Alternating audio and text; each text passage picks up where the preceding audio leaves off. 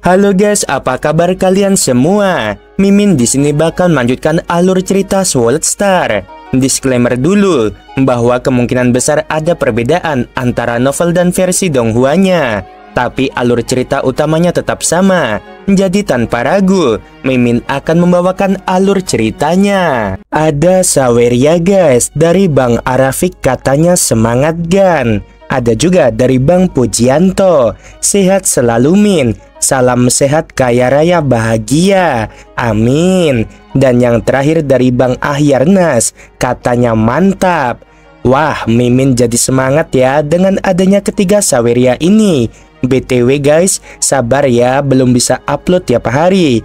Ditunggu Mimin pulih 100%-nya. Yang mulia Loveng, tetua Sivanki berkata dengan mendesak, para jenius sejati dari ras tanduk emas kita tidak lebih lemah dari para jenius manusia. Namun, karena ada 10.000 suku di seluruh ras, jumlah penguasa domain jauh melebihi jumlah negara semesta, dan para jenius paling elit mendapatkan bimbingan dari para sesepuh. Standar mereka tentu saja tidak rendah. Loveng mengangguk. Sivanki menyampaikan, di antara 10 teratas, 9 lainnya semuanya memiliki pemahaman hukum asal jembatan surgawi tingkat 9. Dan yang terkuat, yaitu BQ, adalah satu-satunya yang memiliki kekuatan untuk melewati tingkat 10. Loveng terkejut. Aku tidak menyangka akan ada satu level penguasa domain di ras tanduk emas yang dapat melewati tingkat 10. Sepertinya dia mendekati level kekuatan anggota wilayah primal. Untungnya aku tidak melawan BQ, tapi Becuang. Dengan kekuatanku saat ini, melawan BQ, aku tidak punya peluang untuk menang. Bahkan melawan Becuang itu masih sangat berbahaya. Setelah mendengar Becuang memiliki kekuatan untuk melewati level 9, Loveng mengerti bahwa dia dalam masalah. Manusia jenius Loveng, apa kamu takut? Pemuda pemberani berkulit hitam Becuang meraung. Karena aku sudah setuju, aku akan melawanmu. Mengapa kamu tidak memilih waktu dan tempat saja? Jawab Loveng. Becuang sangat gembira dan berkata dengan keras, kalau begitu, kita akan segera berangkat. Waktunya hari ini dan lokasinya adalah arena di luar kota. Ribuan pemuda bersorak kegirangan. Loveng menatap pemandangan itu dalam diam sambil berpikir, kemenangan. Benar, pertempuran ini aku sudah tidak ada punya jalan keluar lagi. Aku harus menang. Pertempuran ini tidak hanya mewakili dirinya sendiri, tetapi juga kemuliaan umat manusia. Saat dia kalah, maka nama Becuang akan diwariskan turun-temurun selama bertahun-tahun di antara ras tersebut. Mereka akan selalu mengingat hari ketika Becuang mengalahkan manusia jenius Loveng. Semakin mereka menekankan pentingnya hal ini, semakin malu pula Loveng jika dia kalah. Satu-satunya jalan keluar adalah kalahkan Becuang. Kelompok Loveng dan Becuang beserta para jenius lainnya, mereka semuanya menuju ke arena. Berita itu menyebar dengan cepat. Para penghuni kota suci yang sibuk dengan urusan mereka masing-masing dengan cepat terbang ke area luar. Di arena luar kota, kebanggaan ras yang kuat, ketidakpuasan karena harus tunduk pada manusia selama bertahun-tahun. Tentu saja mereka merasa rendah diri terhadap manusia. Orang-orang yang tinggal di kota suci biasanya adalah orang-orang yang sombong. Pada saat itu, mereka yang tinggal di pusat wilayah Laos semuanya sangat bersemangat. Mereka mendambakan kemenangan. Begitu banyak orang. Loveng duduk di tempat istirahat dan memandang ke langit melalui jendela. Mereka semua seharusnya ada di sini untuk menonton. Dylan juga mendongak ke atas. Ini sungguh mengejutkan. Tidak mungkin membuat area yang begitu luas di dunia manusia agar begitu banyak orang bisa datang untuk menonton. Pertarungan berskala besar biasanya semuanya diadakan di alam semesta virtual, menjadi lebih mudah tanpa kekacauan. Alam semesta virtual dan dunia nyata memang berbeda. Loveng menggelengkan kepalanya. Yang mulia, apakah kamu memiliki jaminan kemenangan? Dylan menatap Loveng. Tidak banyak jaminan. Namun, dalam pertarungan ini, aku tidak punya pilihan lain selain menang. Mata Lo Feng terfokus. Lebih dari 3 jam berlalu. Yang mulia Lo Feng, kamu dapat memasuki arena sekarang. Tetua si Fan Qi melangkah masuk. Hati-hati, tetua si Fan Qi berkata. Dalam pertempuran di arena, saat kamu ceroboh, kamu akan mati. Lo Feng mengangguk. Dia tentu saja mengerti hal ini. Ini adalah pertarungan di dunia nyata, bukan di dunia virtual. Pertarungan hidup dan mati seperti ini, terutama yang melibatkan kejayaan dua ras, tidak ada ruang untuk menunjukkan belas kasihan. Luo Feng berjalan keluar ruangan dan mengikuti jalan setapak. Akhirnya mencapai panggung arena yang luas. Sorak-sorai itu menimbulkan gelombang kejut yang mengerikan, hampir menghancurkan seluruh panggung. Segala macam suara memenuhi seluruh ruang di sekitar. Lebih dari 1 miliar orang dari ras tanduk emas meraung, menyebabkan Lo Feng menahan napas tanpa daya. Lo Feng melihat ke depan. Di sana Becuang berdiri. Saat ini, tanda emas di dahinya berkilau merah. Dia sudah mencapai tahap kegilaan karena kebanggaan yang kuat terhadap rasnya. Pertempuran melawan manusia selama beberapa generasi dan lebih dari 1 miliar anggota klannya yang meraung. Hal itu telah mendorongnya ke titik ini. Dylan menatap tetua si Fan Qi di sampingnya. Apapun yang terjadi, kamu harus melindungi nyawa yang mulia. Tetua si Fan Qi berkata dengan serius. Aku akan sangat berhati-hati. Saat pemenangnya sudah ditentukan, aku akan segera menghentikan pertempuran dan menjamin keselamatan yang mulia Lo Feng. Ekspresi Dylan serius, menoleh menatap Lo Feng yang tenang. Grandmaster menyuruhku untuk melindungimu. Aku benar-benar tidak boleh lengah, gumam Dylan. Tidak peduli apapun, di saat yang paling genting ini, kita harus melindungi Becuang dan nyawa manusia itu. Kita tidak boleh membiarkan hal buruk terjadi karena ini. Semua orang lakukan yang terbaik. Semua makhluk Undying berpikir sama. Namun tidak ada satupun makhluk Undying di sekitar yang berani mengatakan bahwa mereka memiliki jaminan 100% karena Lo Feng dan Becuang sama-sama master mental. Kalian semua diamlah. Sebuah suara menyelimuti seluruh daratan dan langit. Suara lebih dari 1 miliar anggota klan segera terdiam. Pertempuran ini, di satu sisi kita punya si jenius Becuang, dan di sisi lain kita punya jenius Lo Feng. Suara menggelegar itu bergema seperti guntur.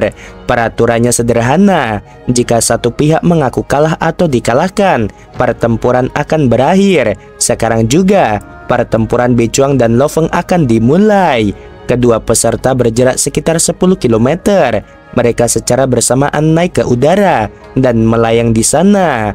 Kamu juga menggunakan persenjataan Nansen. Becuang mendengus pada Lo Feng. Si Ludo dari ras tanduk emas kita adalah pencipta sejati persenjataan Nansen. Kalau begitu, kita lihat saja siapa yang lebih jago menggunakannya, kata Lo Feng. Tatapan Becuang menjadi tajam.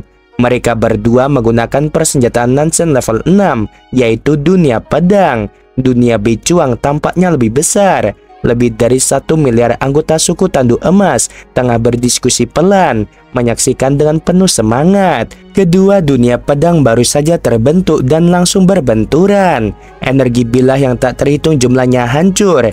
Dunia bilah yang dikendalikan Lo Feng robek di dalamnya, hampir seperti akan hancur berantakan. Becuang memang jenius yang dianggap cukup kuat untuk melewati level 9 jembatan surgawi. Dunia pedangnya jelas lebih kuat dari milikku.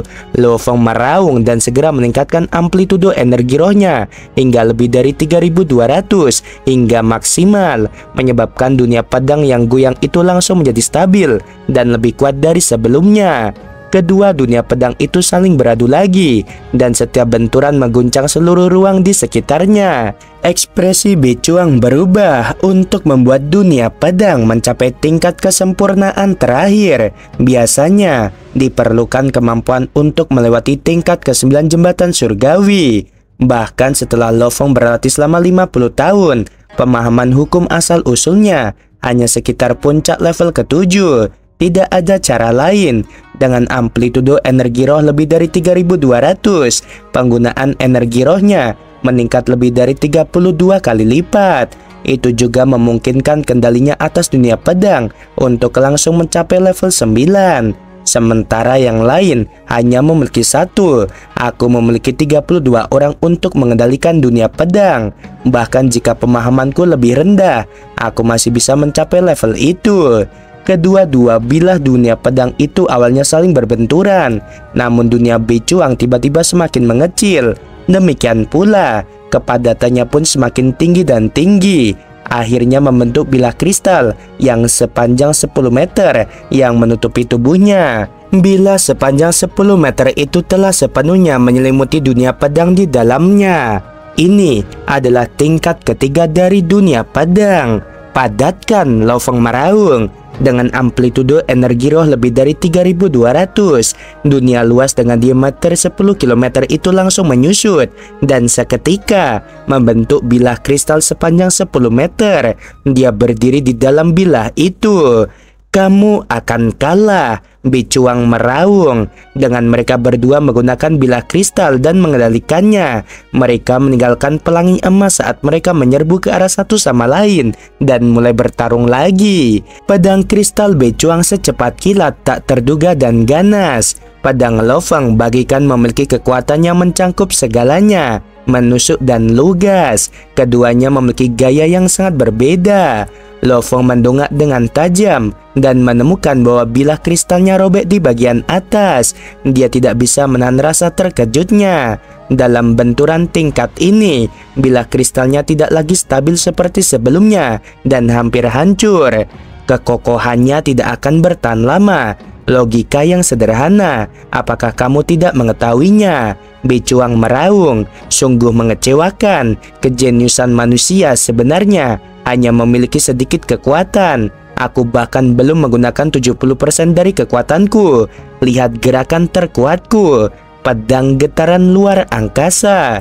Pedang kristal yang dikendalikan Becuang memicu kekuatan daratan dan langit. Kecepatannya bertambah dan langsung menyerbu ke arah Lo Feng. Pengendalian yang luar biasa. Lo Feng terkejut. Pedang kristal yang dikendalikan Becuang telah menciptakan bayangan kabur. Ruang di sekitarnya melengkung dan ditelan oleh pedang itu. Kekuatannya benar-benar mengerikan. Kemampuan alami memperkuat.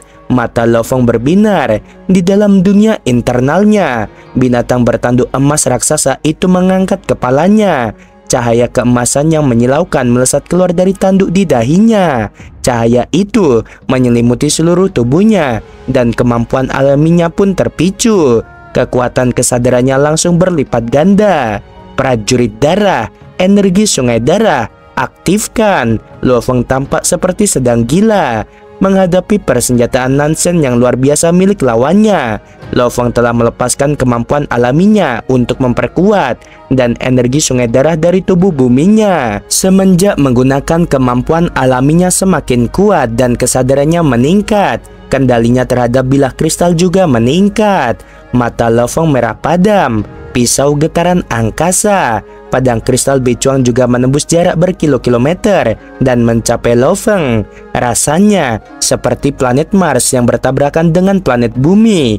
Pedang kristal Becuang mulai terbelah dan dengan suara gemuruh, dunia pedang yang sangat padat itu meledak terbuka. Sejumlah besar pedang kecil berhamburan kemana-mana. Namun pedang kristal Lo Feng mendominasi, melesat maju dan menusuk langsung ke tubuh Becuang. Becuang terlempar puluhan kilometer ke belakang, menghantam dinding samping arena sebelum jatuh.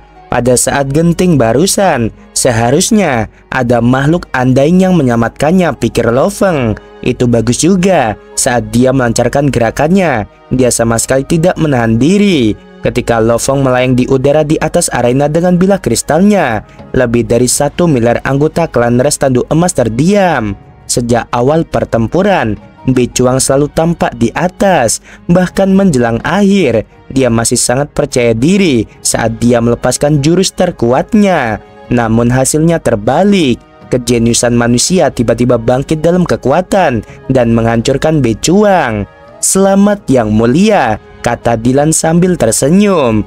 Kekuatan yang mulia Lo Feng benar-benar luar biasa. Kamu baru saja mencapai penguasa domain level 9 dalam waktu yang singkat, dan kamu sudah mampu mengalahkan jenius kami Becuang.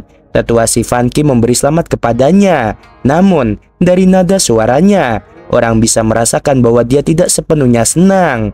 Di telinga Lo Feng, dia bisa mendengar lebih dari 1 miliar anggota klan Tanduk Emas berteriak, berdiskusi, mengumpat, dan bahkan menantang.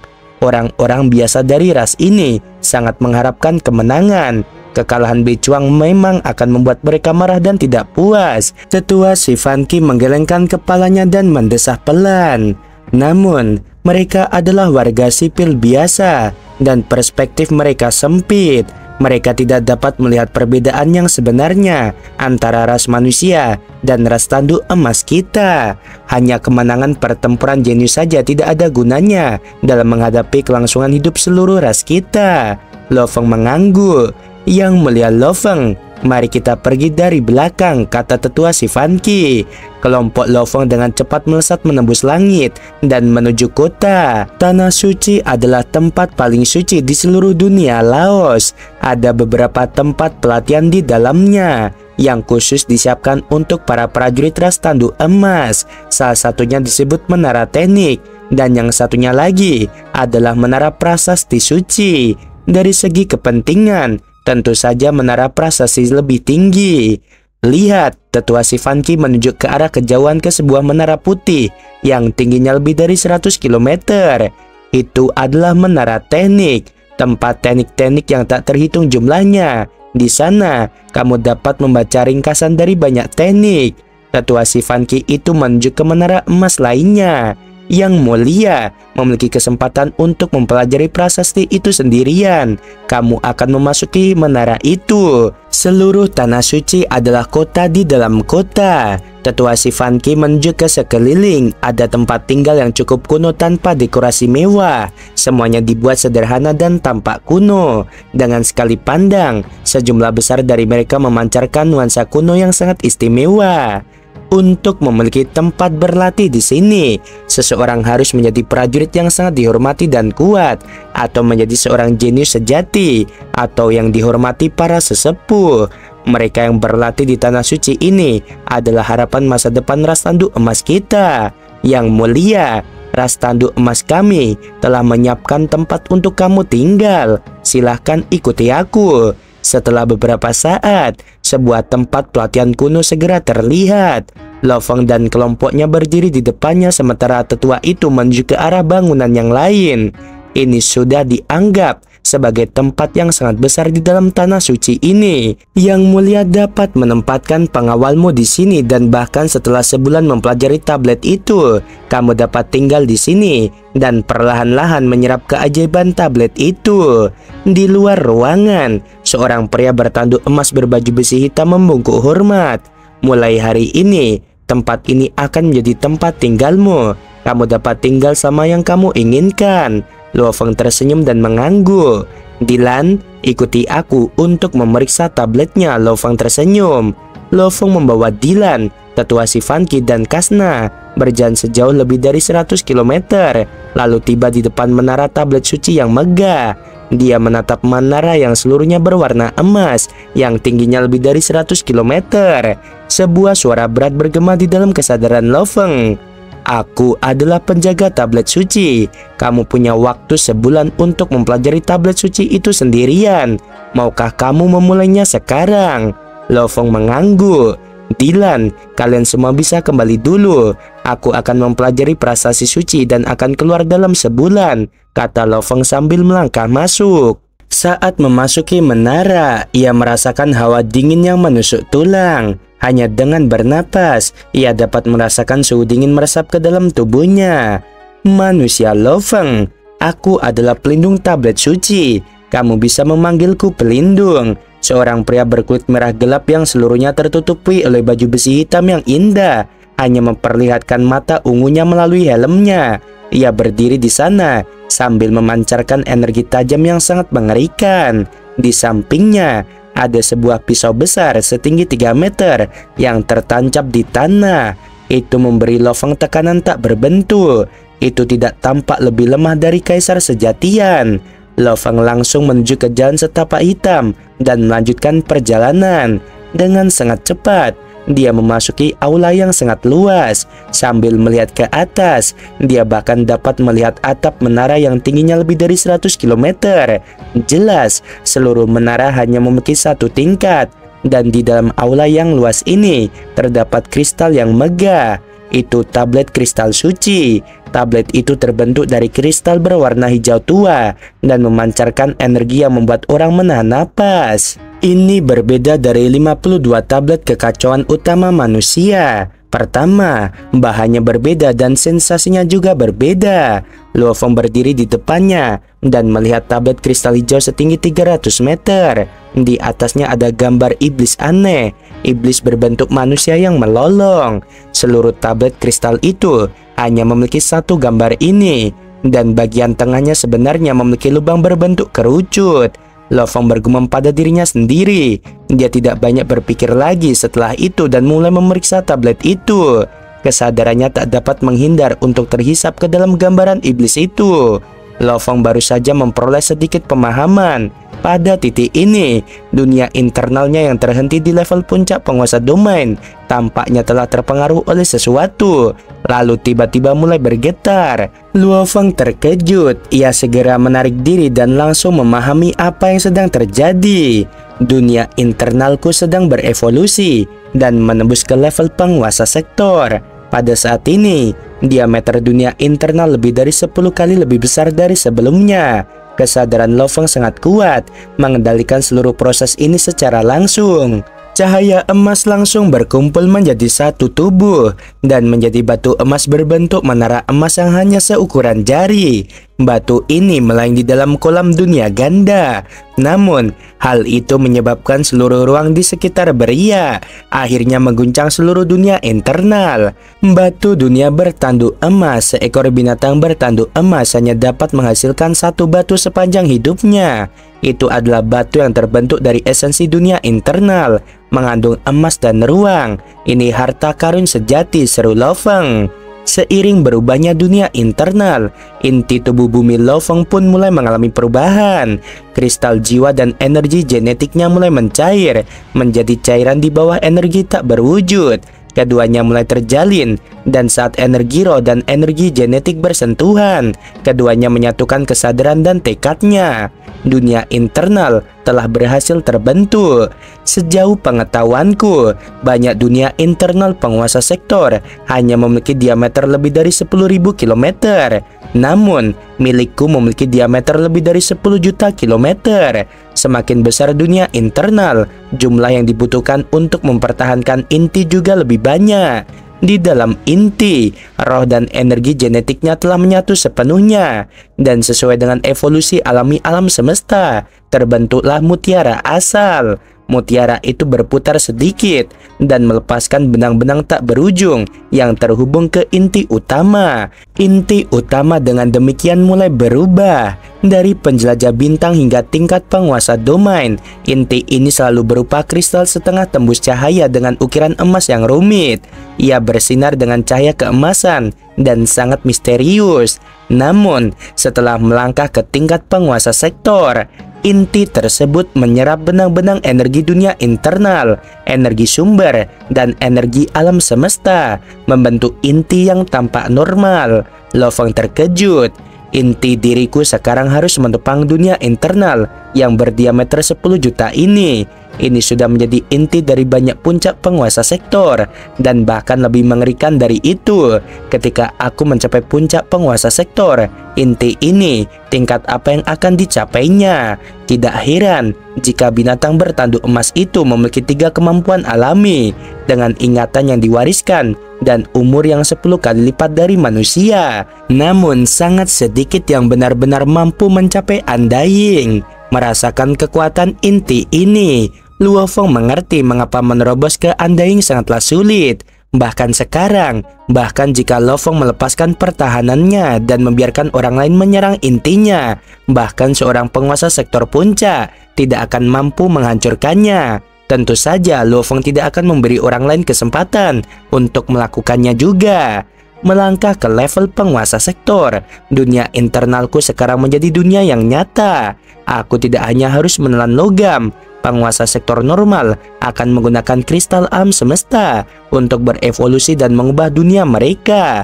Dan ketika dunia internalku berkembang di masa lalu, ia bergantung pada kristal alam semesta yang tak terhitung jumlahnya untuk terbentuk. Aku hanya punya dua jalan. Yang pertama adalah menggunakan kristal alam semesta untuk memperluas dunia internalku lebih jauh. Dengan begitu, saat aku mencapai puncak penguasa sektor, diameter dunia internalku akan mencapai lebih dari 30 juta kilometer. Yang kedua adalah terus mengubah logam yang cocok untuk binatang bertanduk emas. Setelah ditelan ke dalam kolam dunia ganda, energi emas yang paling murni dan berharga akan memasuki batu dunia tanduk emas. Energi lainnya akan segera mendorong dunia internal untuk berubah. Setelah batu dunia tanduk emas berevolusi, energinya yang luar biasa akan mempengaruhi inti dan membuatnya lebih kuat, dan akan mampu menahan dunia internal yang lebih besar. Dengan begitu, di puncak penguasa sektor, diameter dunia internalku akan mencapai lebih dari 90 juta kilometer. Jalur pertama jauh lebih mudah. Banyak binatang bertanduk emas memilih jalur ini. Yang kedua jauh lebih sulit karena belenggunya akan lebih kuat. Hal baiknya adalah semakin besar dunia internal, semakin kuat seseorang dan negara dewanya pada akhirnya akan semakin kuat juga. Selain itu, setelah terus-menerus menyerap energi luar biasa dari batu dunia tanduk emas, batu itu juga akan jauh lebih kuat. Oke guys, sampai sini dulu, dan akhirnya ya Mas Loveng teman-teman jadi apa sih ini ya, penguasa sektor kayak Jiang Tianchen. Kalau di Donghuanya kan waktu kedatangan Jiang Tianchen dan juga Hargrave itu kayak wow, kayak dewa baru, dua dewa turun kan mau bertempur, dan sekarang Loveng sudah mencapai titik itu. Bahkan mungkin ya nggak lama kemudian bakal Jiang Tianchen jadi kroco teman-teman. Oke, sebelum video berakhir, Mimin mau bilang sungguh membagongkan. Terima kasih.